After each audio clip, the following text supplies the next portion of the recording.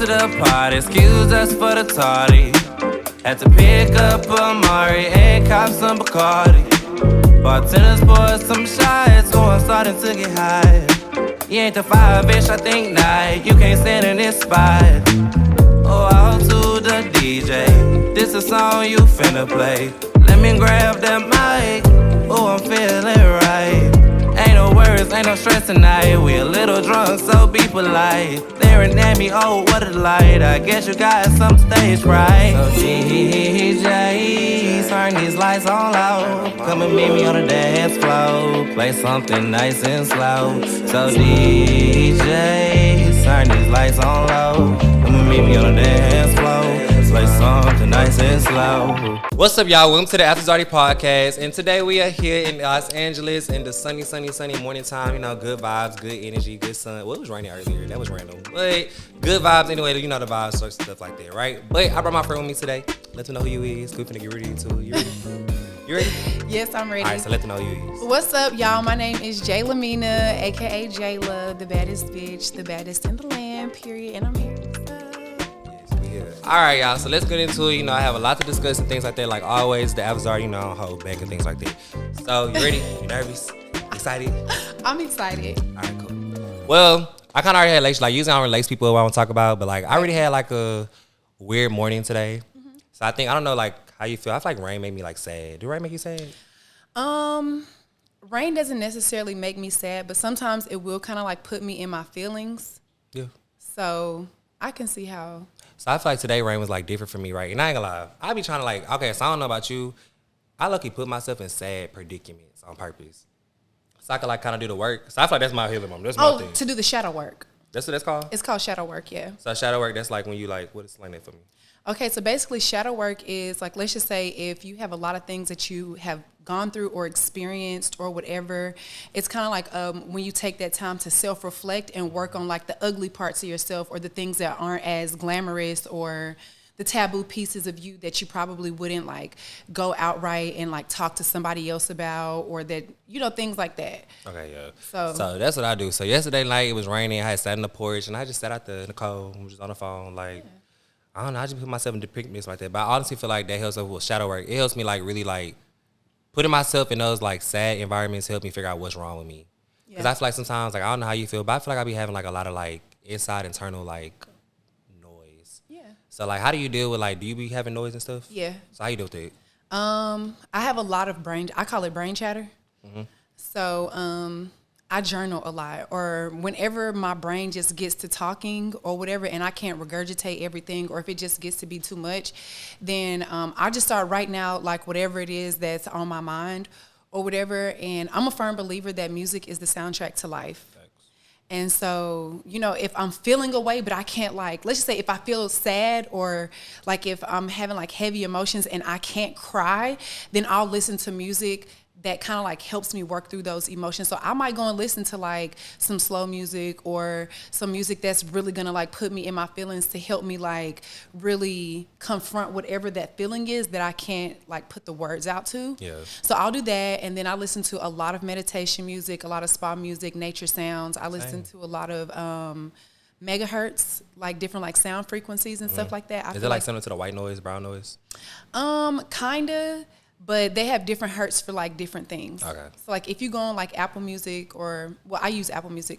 So if you go on like Apple Music and then just type in like, where's my phone? They have one, it's like 432 hertz or whatever. I can't remember exactly what it is, but there are different like frequencies that work with different energies and stuff like that. So I'll go and listen to like those or whatever. Yeah. And then like I have a prayer room in my house. I don't know if you know, I'm like very spiritual. Yeah. And so I have a prayer room in my house. So sometimes, like, if I'm just, like, in a mood, I won't answer my phone. I'll leave it, like, in the living room or in the kitchen. I'll go in my prayer room. I'll turn on, like, some spa music or, like, some meditation music. And I'll just sit in there. I'll lay in there. I might cry if I need to. Whatever those emotions are for me, I always honor my mood, but I always let it pass. I don't sit in it too long. But however long it takes, I allow myself to feel. Yeah. So. Okay, I respect that. So I basically want to dive into something I feel like my biggest battle right now is that I'm dealing with. So I'm 25 years. I just turned 25. And I feel like my biggest battle I'm dealing with is like knowing my self-worth. when it comes to like accepting love and things like that, right? So I feel like I had basically just went through like a little like I go through patterns. Like so me, when I fall in love with somebody, not even fall in love, like even though I fuck with somebody, like I feel like I'll like stop doing business. Like You're an I'll extremist. Be like, what is that? An extremist? Big words. What is that? An extremist, like you go to the extreme, like you're an all or nothing type of person. Like if you're in it, you're really in it. Yeah. Okay. That's bad, huh? No. It's nothing wrong with that. I feel okay, so I'm an extremist, and I feel like I find myself kind of like accepting like bullshit a lot because like I don't know. So I live alone, right? So I feel like a lot of times like I work so much and I do a podcast. I'm very social, right? But like it's one thing to be social with people on a camera, and it's one thing to be social with people like in intimate settings. Right. So I feel like I think I love like realize that I've been accepting like bullshit. Like when it comes to like, okay, how do I want to be loved? How do I accept love? Things like that. And I also feel like I've realized that those things come from like childhood things. Yeah. But my problem with that saying is like I don't want to keep saying it's childhood things either. Why? Because I'm too old for that. Says who? Says 25 years old talking about somebody hurt you when you was, you know what I'm saying? I just feel like do the work. Do the work. Go back to your childhood. Think about the, and this is a part of shadow work. So go back to the first time that you can remember in your childhood where you wanted to be hugged and it wasn't reciprocated, or you were being nice to the kids at school and they were being mean to you, and how that made you feel.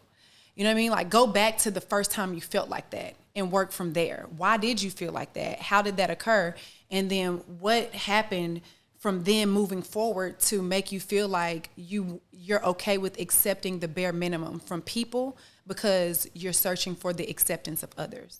Yeah, I feel that. So, okay, so then when you find those things, okay, so I feel like people like do the work, go back to like your childhood things. Okay, so then like, I can like even like imagine, okay, like one time, like I know I want a hug for somebody who's supposed to be giving me hugs, so they want to give me a hug. Right. So I feel like, what am I supposed to do then? Like, do I call the lady? Do I call the man? Whoever? Like, do I call them and be like, hey, like, you know, like, what is the work that you do like in that moment? I guess what I don't understand is like, I get the journaling thing because I have journaled before, and like my journal not like a professional journal. Mine is like regular printed paper. I just get to write. Mine is a notebook. Child, I keep my notebook. I keep notebooks with me. I got them with me right now. See, I need to start doing that. I walk around with notebooks in my backpack, but if it be for work, I need to have a journal notebook. Yeah.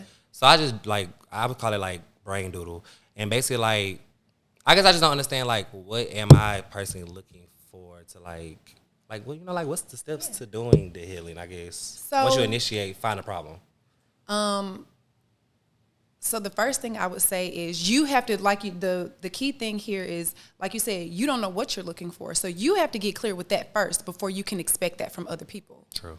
So sit with yourself and be very honest with yourself. Make a list of what you like and what you don't like, you know, or the pros and the cons, like, and even if you have to start with the pros and cons about yourself, because we all have positive and negative attributes about us. We're not perfect.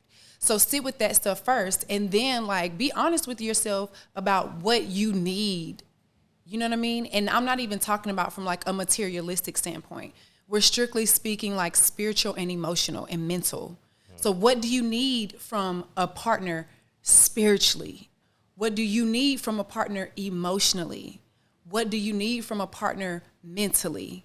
And then make a list of who you are and your best qualities spiritually, mentally, emotionally. And instead of making a list of what you don't want, because we can always talk about what we don't want. Yeah. We say, oh, I don't want this, I don't want that. Okay, well, what you want? Thanks. So make that list. Make the list of the things that you want, and make a list of how you can take the things that you want and find those things in yourself, so that when you go and you're looking for somebody else, you have those same qualities. I can't go out and say that I want somebody that's emotionally available if I am emotionally blocked off from people. When somebody's trying to get to know me, if I'm not emotionally available and there's a wall up, how can I expect the next person to be open if I'm not? That's me though. I'm not emotionally available. I'm a rude ass nigga. I be nigga try to talk to me. I be what? Like attitude real bad when it comes to like. But that's why this way I show my love too though. Like I'm scared to kind of like be like, I love you, or I like you. More is more like, oh hey bitch. You like, haven't found that safe space. But I feel like every time I feel like I do find a safe space, and like people, they fuck it over. Like I really feel like people be fucking over me. What's your sign? I'm a Virgo. Okay, when your birthday? September 12th. Okay. Go ahead. I'm just asking because I'm a Capricorn. Okay, that's like an earth sign or something. Yeah, we're both earth signs. Okay, so you're getting me. Yeah, I'm getting you, but see, the thing is, we're very grounded people, so we think about things and we move through life from a very logical standpoint. You know what I mean? So we expect for people to get it the way that we get it, and they don't. Nah, facts. So do you ever feel like when you was dealing with like relationships, or even friendships, right? Relationships and friendships, do you ever feel like, let's talk about friendships first. Okay. Do you ever feel like you've put your like pride aside to be somebody's friend, or like you like overlook like your morals to be somebody's friend? Like maybe on like a normal day, like you wouldn't like accept certain things, but when it comes to a particular person. Yes. So how you deal with that? Cause I feel like I had battle with like all type of friends, just kind of like not being who I know I am in accord, right? But it's like some of them friends, I ain't gonna lie, you love them. They offer good things to you. They offer like, cause I feel like you learn from everybody. You can learn from the worst person. You can learn what you don't want to do. So basically, I just feel like, how do you like decipher like, okay, I love you enough, but like maybe like it's not good for me to like, cause then like, it's not like a fallout, but it's kind of like I then gotta separate myself to keep my peace. So how do you move with it? For me, I feel like I'm able to see the good in everybody, even the worst person. I empathize with people. Yeah. And so I'm always able to see the good qualities in people, no matter how bad of a person other people may think somebody is. I can always find good qualities in people. I can always find like a commonality or a way to resonate with people. And so for me, once I realize who you are and who you aren't, I accept you for both of those things, especially if I'm going to be your friend. Yeah, true. Not just the good parts. I have to accept the good parts of you and the bad parts of you, or the not so pleasant aspects of your personality, because that's just how life is. Exactly. And so for me, it's like once you realize how a person is, or if there becomes like a pattern, then it doesn't mean that you have to fall out with a person. It doesn't even mean that you don't have to be friends with them anymore. It just means that for, like you said, for your own mental health, you just set healthy boundaries. Sometimes you just a little bit more busy than you typically would be, like if they calling you to hang out or whatever the case may be, if they're calling you to like emotionally dump or whatever, like, you know, sometimes you have to tell people, hey, I love you, but I got a lot going on right now, and I'm just not in a space where I can mentally take this on right now, or I just can't be mentally and emotionally available for you the way that I know that you need me to, and it's unfair to you for me to not be that way. So, you know, and even if that means that you kind of got to like take a little bit of the responsibility for it to keep the peace, like I'm one of them kind of people, like, shit, like if I'm going through something, if I know I need to like dump, when I call my friends, if I know it's about to be a heavy conversation or whatever, I always try to ask my friends like, hey, are you in a space where you can be mentally available or emotionally available for me right now? My friends tell me stop giving disclaimers. I've been giving disclaimers. I hate when they do that. They be like, stop sending disclaimers. But let me explain my disclaimers. My disclaimer may be like, I'm finna tell you some dumbass shit, so be ready for this dumbass shit. Or I'll be like, oh, this probably some stupid shit, so don't say nothing mean. Or I'll be like, I don't hear no positive shit. Don't tell me nothing positive. Those are my disclaimers. Okay, I mean, but I feel like with your real friends, I feel like if you're just having a conversation and it's just like surface level and it's a little bit of like fluff, then yeah, if you want to give somebody a disclaimer like, yeah, I'm going to tell you some bullshit real quick, don't even take this serious right now. Like everybody. But I get that. But if it's something like serious going on, or if it's something heavy going on, try not to give the disclaimer, because ultimately what that is, it's a defense mechanism so that you don't get your feelings hurt. I mean, yeah, duh. So, but you have to be cognizant of that. If you know that But I have some friends who like, you kind of got to do that with them, because they might say like some little giggly, funny ass shit. Like, bitch, I'm not playing right now. Now, in a situation like that, like if it's something serious going on, like, okay, bitch, look, I'm finna tell you something that's serious. I know we be playing a lot, but I'm finna be for real right now, so I need for you to tap in. No, that's what I mean. But I think they hate the whole, like, I'd be like, now don't judge me when I say this. Please don't judge me. I'm finna tell you something. Don't judge me. And I'll go over and over and be like, they be like, just fucking say it.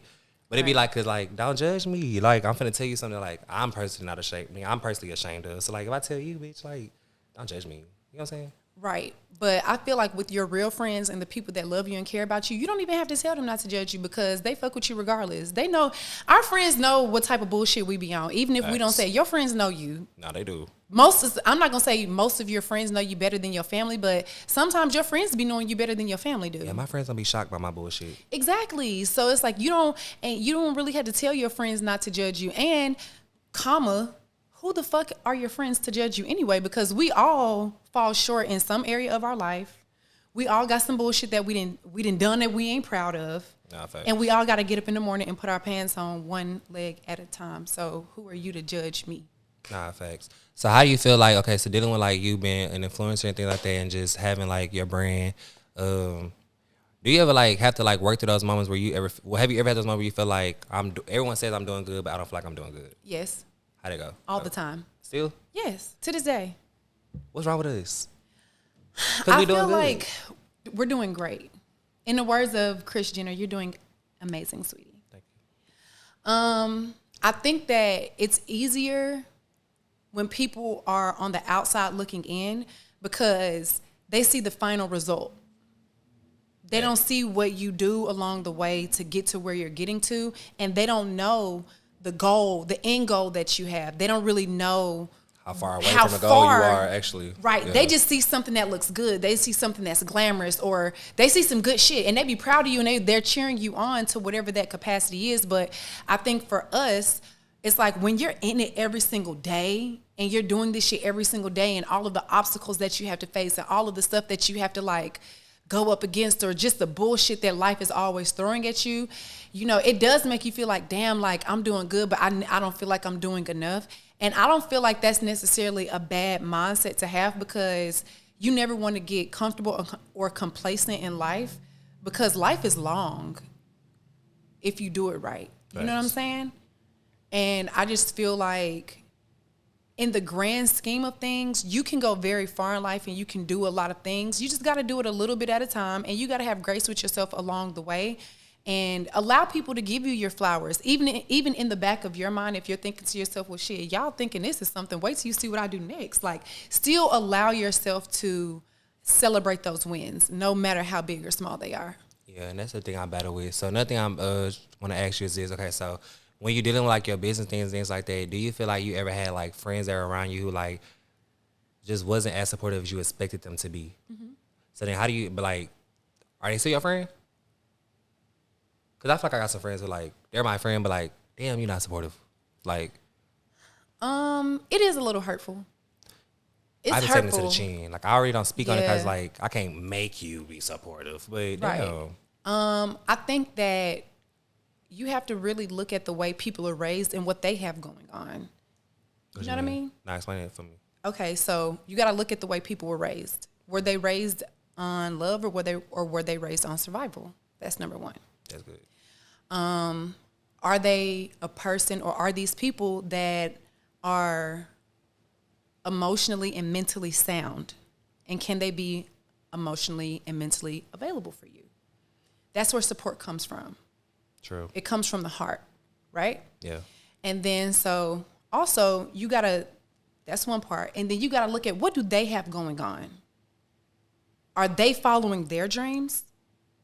Exactly. So how can you expect somebody to really, fully, and genuinely support you while you're following your dreams and they ain't doing shit?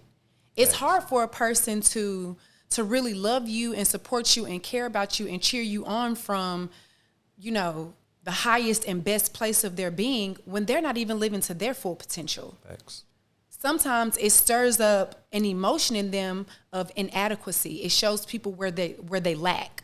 And so they can't show you the love that you truly deserve because they're not even giving it to themselves.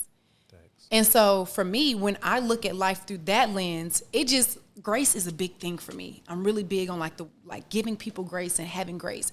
And so it just makes me empathize with them and give them a little bit more grace, because it's like, I know you fuck with me and I know you love me, but you ain't where you need to be right now, so I can't expect for you to be there for me. But I still fuck with you and I still love you, but maybe certain opportunities or certain things that I have going on, I might not tell you, or I might not share with you, because the love that I need, you can't give me as my friend. Thanks. But that doesn't mean you don't love me. And it doesn't mean that I don't love you, but it just means that it goes back to setting those healthy boundaries. And one thing that I learned just through the course of life, I've always known a lot of people. I'm very social, but I don't have a lot of friends. Same. I like to say, like, I'm a popular loner. You know, like, I have, like, literally, I've been living in LA for 2 years almost, and I think I might have like 3 or 4 friends, max. No, actually, I have 3 friends, and I have a cousin that lives here. That's it. Yeah, you sound like me. But I know a lot of people. So you would think that, oh, Jela probably always... No, I be at home, I be chilling, I be by myself. Like, I don't really hang out with people. And so in that regard, like, going back to it, like you gotta give grace to people, honestly, and you have to meet people where they are. Thanks. So do you ever feel like, so with the friend thing, right? Do you ever feel like, I have some friends, so I got like 4 friends I may talk to all the time. Mm-hmm. And I feel like they're my friends. Like I can go outside with them, we're gonna turn the fuck up. That's my friends because I'm comfortable around them enough to be turned up like that in public. Because sometimes when I do go out, it's Houston crazy as hell. They got sex trafficking, people trying to drug you. Look, like I ain't got time.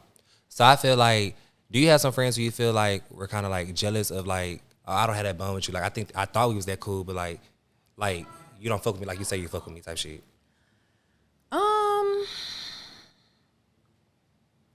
If they feel like that, I would hope to God none of my friends feel like that. But if any of my friends have ever felt like that, they've never vocalized anything like that to me. Because a lot of the friends that I do have, like outside of like the friends I have in LA, I've known them since I was kids. And I moved around a lot growing up.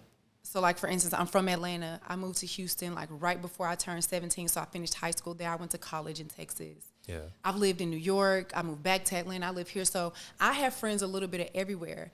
And so at this point, my friends know, like, y'all my friends. I got another group of friends. Y'all got other groups of friends. But bitch, we've been down since the sandbox. So it don't matter how much you see me post this person or how much you see me hanging out with this person. Like, I can go 2 months without talking to you. I can go 6 months without talking to you. And guess what? When we hop on the phone or when we talk to each other, like whatever the case may be, it's going to be like we never missed a beat. Yeah, and I feel like that's what I deal with. Like, I feel like I used to have friends just tell me, like, oh, you want to hang out with this person because they like an it girl or like this shit. And that was that for me. I swear to God, I ain't never been that for me. I can give 2 fucks. Yeah. So it's just like, I feel like my thing was like, okay, like my best friend.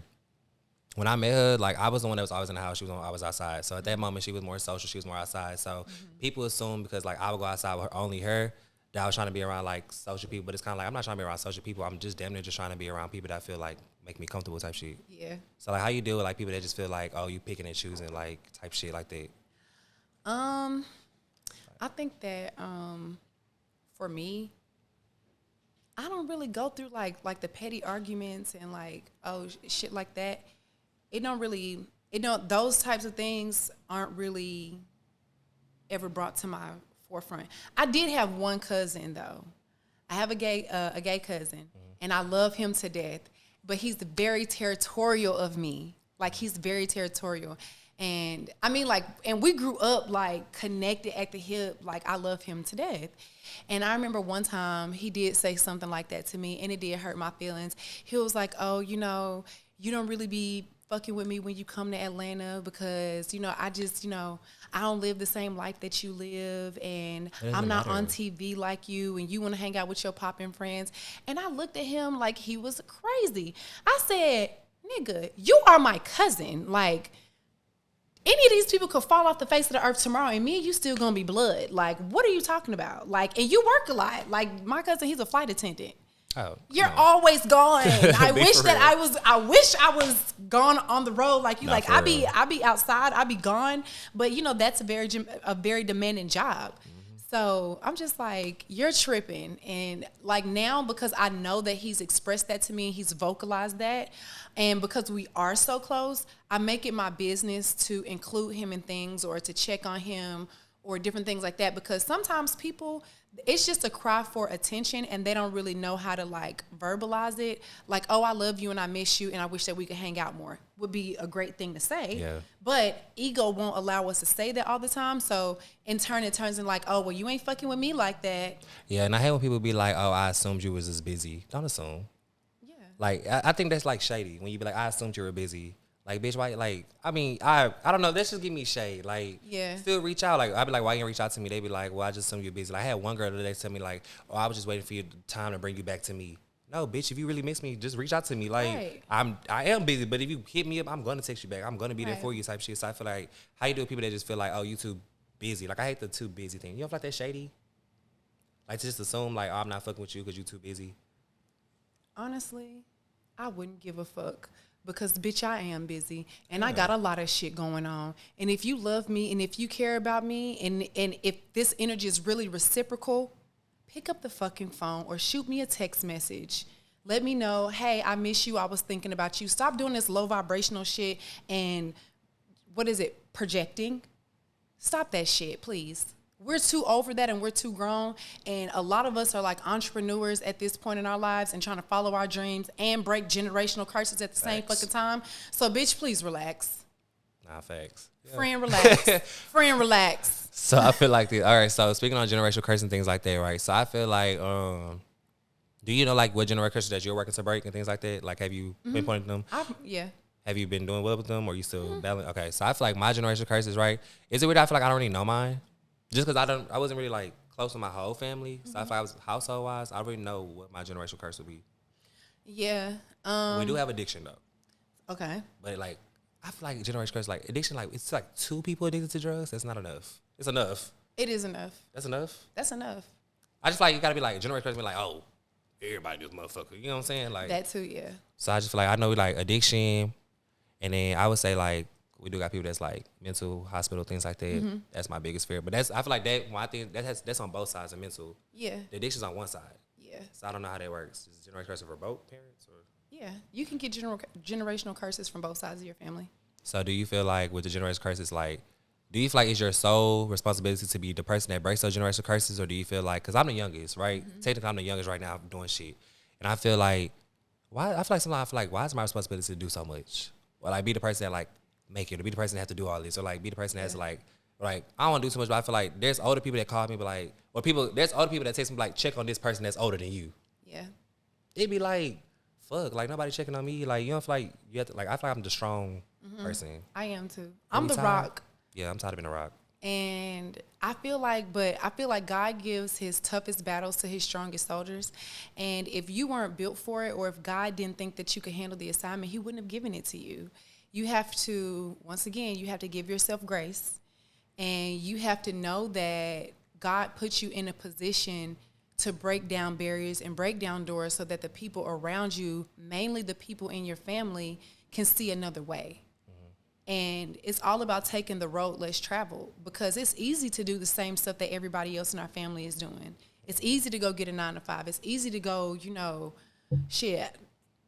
lay up and have kids. Like, I'm a woman, so for me, it's easy to I could have been had kids if that was the fucking case, or I could have been settled. Yeah. But because I know that I strive for more, and I know that there are other people in my family that are also striving for more, and there isn't a guide and there isn't a roadmap, if that means that I got to throw on the armor and I got to be the one to do it to show y'all that it's a different way and we can really be doing other shit, then that's just what it is. Facts. All right, so my last question for wrapping up things like that, right? So looking at from like your timeline, or just when you came to like the scene and things like that, looking at younger you, recent you on television, and then now you, right? Like, what would you tell you like your first version of you that we all saw? From Bad Girls Club? Yeah, if there was something before that, you could tell me too. No, so my first big TV appearance was Bad Girls Club. Okay, so then that one. So, by the time I got on Bad Girls Club, I was 25. I'm 32. Okay.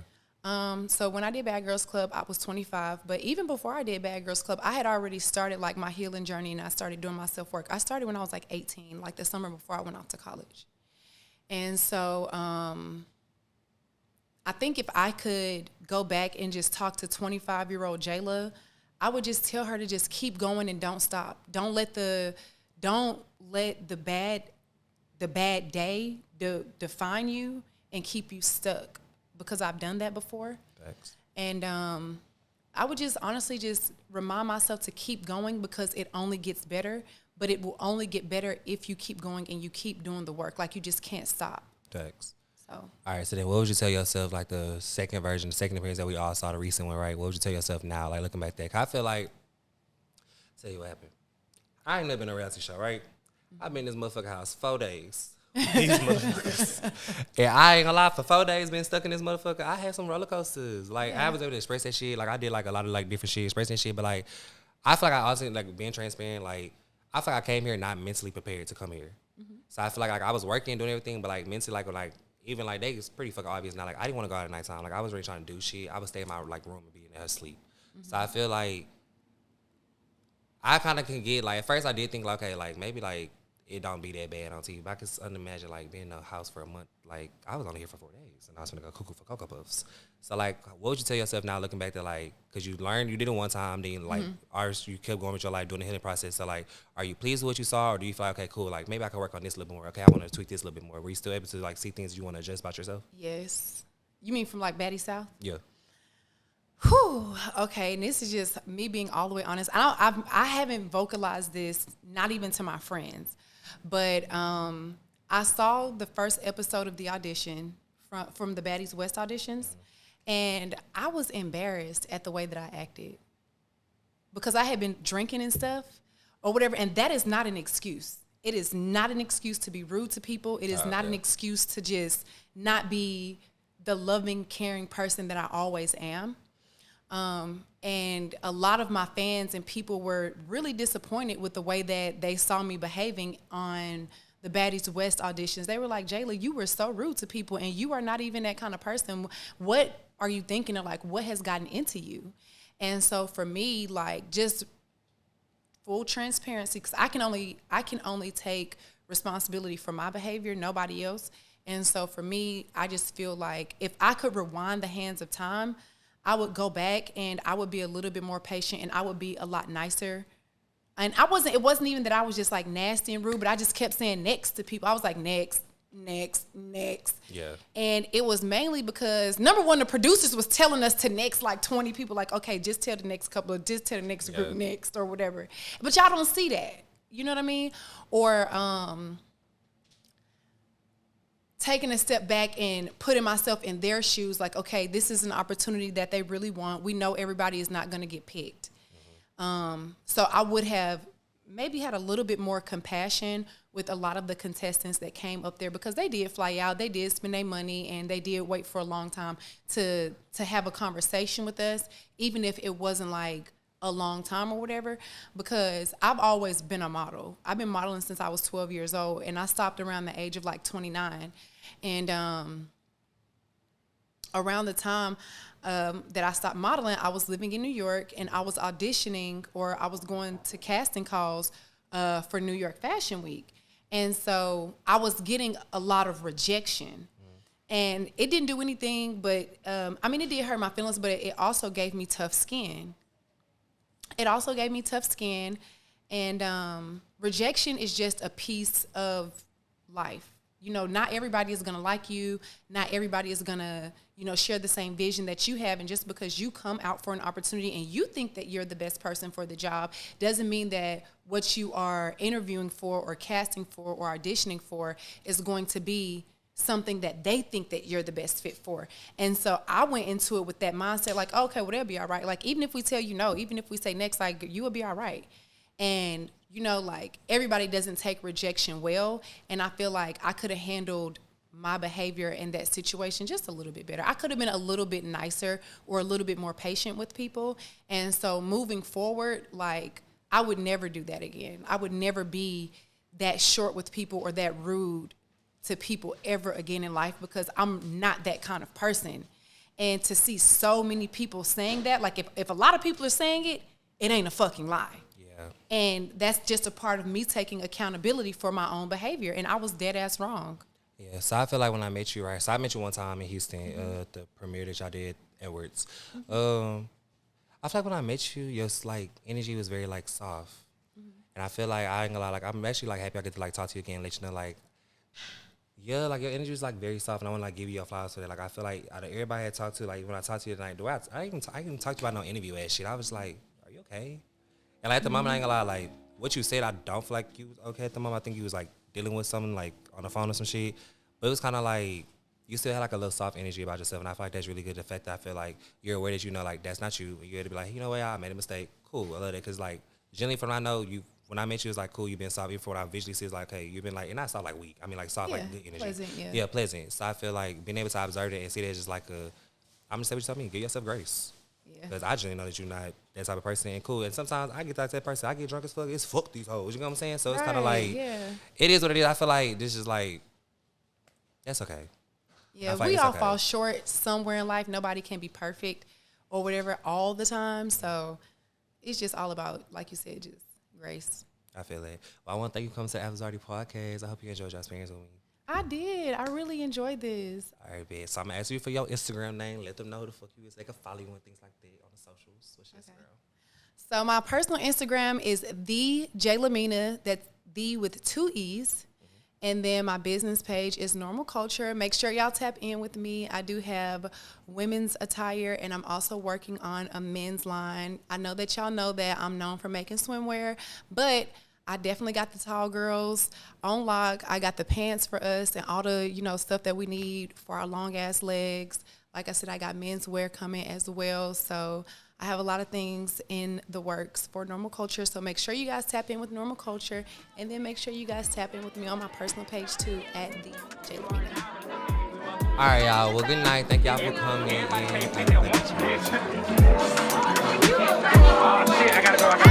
It was very On the way to the party, excuse us for the tardy. Had to pick up a Mari and cop some Bacardi. Bartenders pour some shots, so I'm starting to get high. You ain't the fire, bitch, I think not. You can't stand in this spot. Oh, out to the DJ. This a song you finna play. Let me grab that mic. Oh, I'm feeling right. Ain't no worries, ain't no stress tonight. We a little drunk, so be polite. Staring at me, oh, what a light. I guess you got some stage fright. So DJ, turn these lights on low. Come and meet me on the dance floor. Play something nice and slow. So DJ, turn these lights on low. Come and meet me on the dance floor. Play something nice and slow. We gon' go all night, we gon' go all night. Don't care, we do it right. Who cares, we do it right. We gon' live our life, we gon' live our life. I ain't no sleep tonight, I ain't no sleep tonight. We gon' go all night, we gon' go all night. Don't care, we do it right. Who cares, we do it right. We gon' live our life, we gon' live our life. I ain't no sleep tonight, I ain't no sleep tonight. I got you on the dance floor, and you feeling yourself, you tryna let me know what you all about, trying to figure me out, talking about you on the 19 at 69. Club close at 2, ain't leaving my friends for you. What you really tryna do? I'm not really good at taboo, dancing for too long. It's bouncing like ping pong. So before the night ain't wrong, better make a move on this song. So DJ, turn these lights on low. Come and meet me on the dance floor. Play something nice and slow. So DJ, turn these lights on low. Come and meet me on the dance floor. Play something nice and slow. We gon' go all night, we gon' go all night.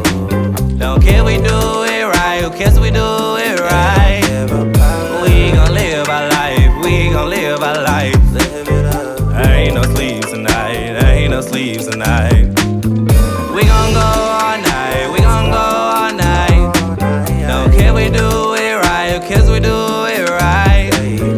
We gon' live our life, we gon' live our life. I ain't no sleep tonight, I ain't no sleep tonight.